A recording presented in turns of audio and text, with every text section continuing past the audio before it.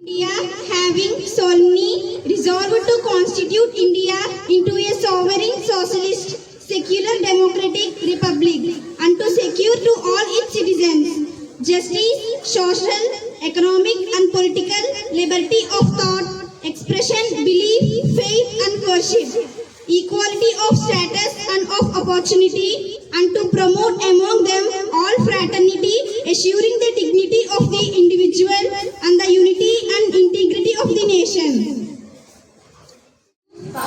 సమూహాలు సంస్థలు లేదా పౌర సంస్థల మధ్య ప్రతి వివాదం శాంతియుత మార్గాల ద్వారా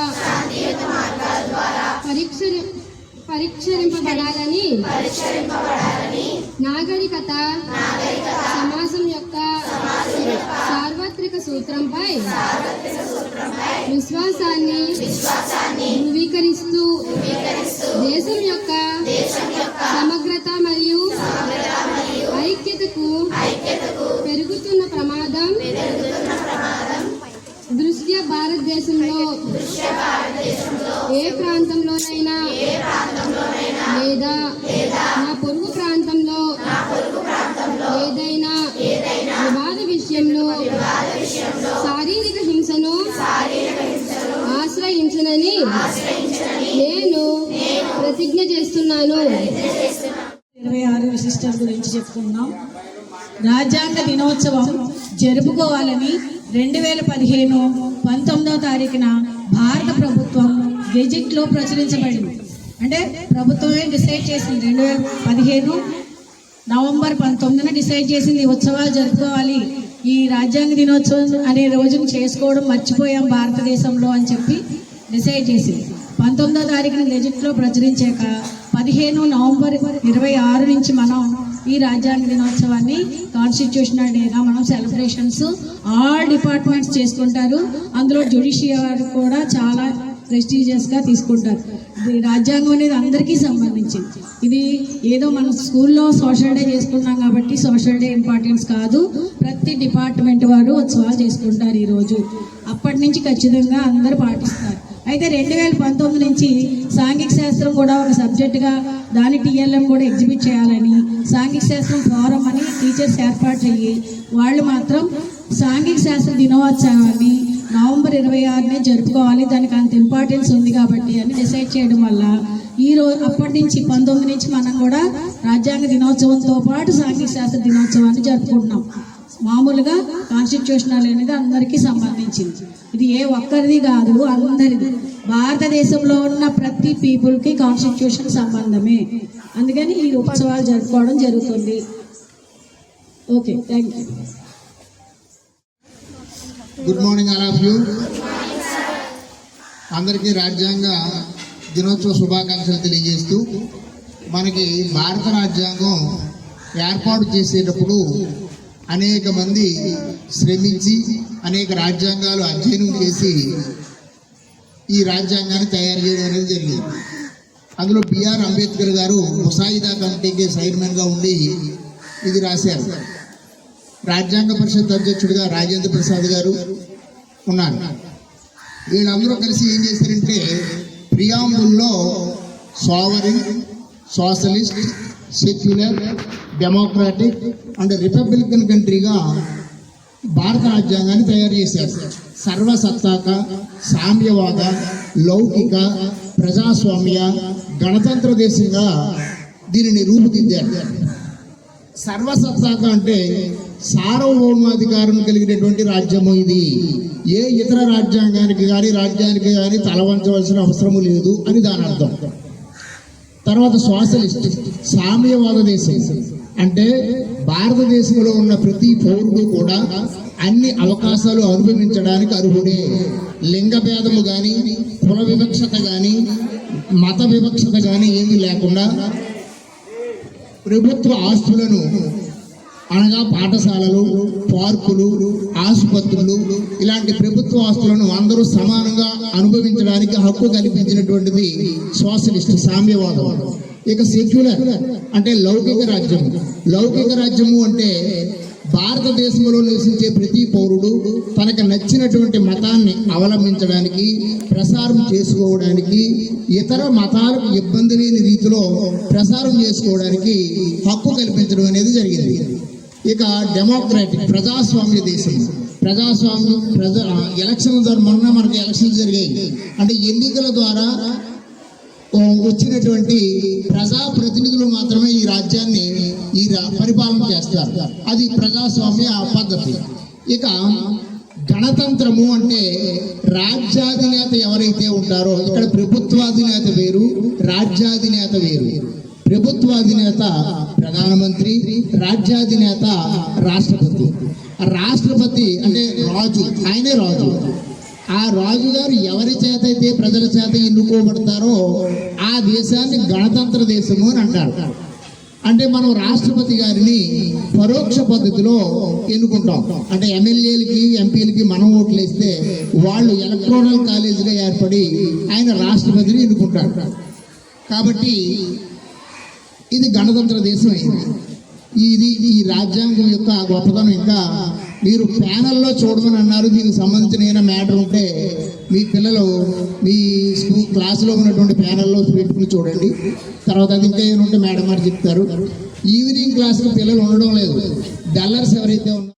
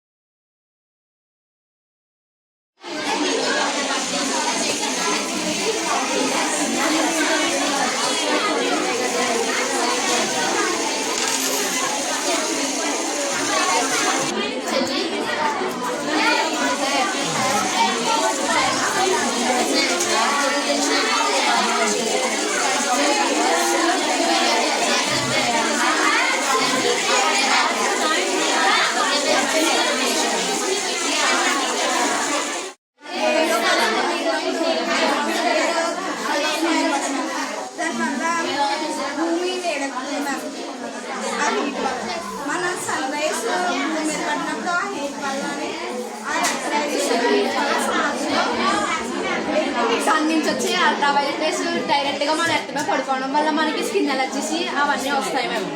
ఇంకా ఈ ఫ్యాక్టరీ నుంచి వచ్చే వేస్ట్ అంతా రివర్స్లో వదిలేయడం వల్ల ఆ రివర్స్లో ఉండి వాటర్ అదే యానిమల్స్ తాగడం వల్ల యానిమల్స్ చనిపోతాయి. ఆ ఫ్యాక్టరీ నుంచి వచ్చే పొగంతా మన అట్మాస్ఫియర్లో కలిసిపోవడం వల్ల అట్మాస్ఫియర్లో ఉండే అలా సన్ నుంచి వచ్చే క్లౌడ్స్ అన్ని యాసిడ్ రైన్స్లో ఇదంతా మనం ఆపాలంటే కొన్ని ప్రికాషన్స్ అనేవి తీసుకోవాలి. ఫస్ట్ గోవీట్ మ్యామ్ అంటే మనం ప్లాంట్స్ ఎక్కువ నాటాలి.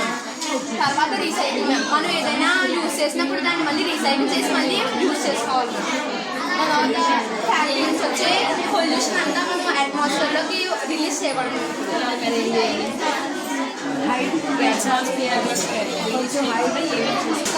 అక్కడ రివర్ ఉండకన్నా ప్లేస్ పెంచుకోవాలి.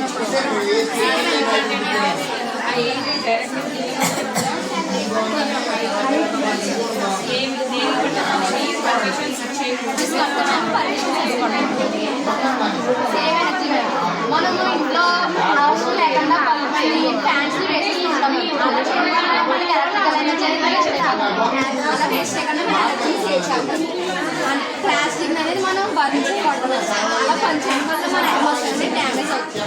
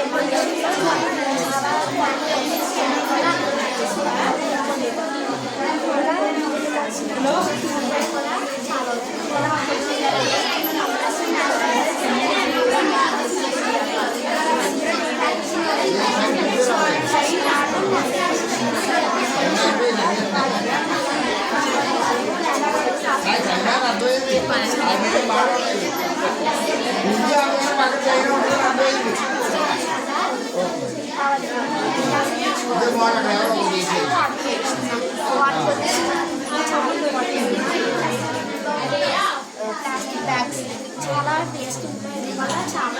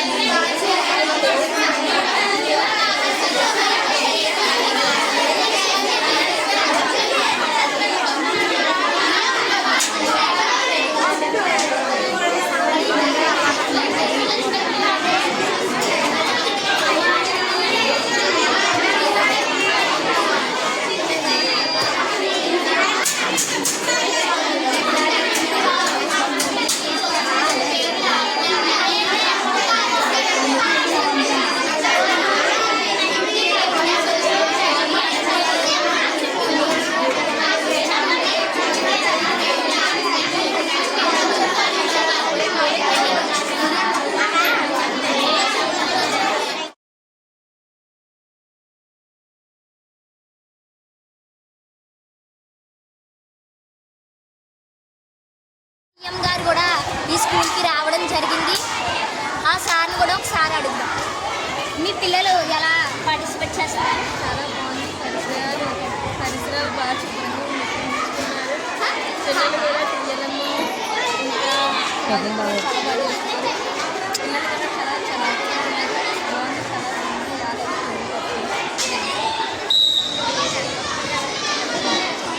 ఇక్కడ ఇండియా మ్యాప్ కూడా వేయడం జరిగింది. పిల్లలు చాలా బాగా వేశారు. పిల్లలు అది చూడడానికి కూడా ఆకర్షణీయంగా కనబడుతుంది. Okay, thanks.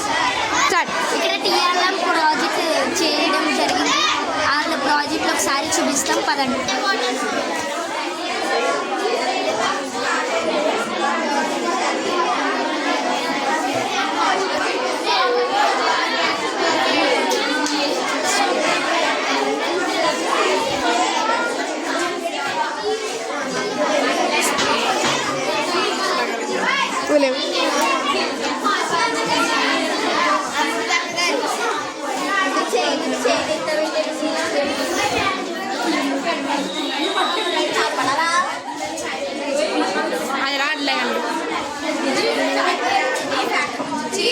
అక్క సైడ్గా చూడాలి, సైడ్గా చూడాలి.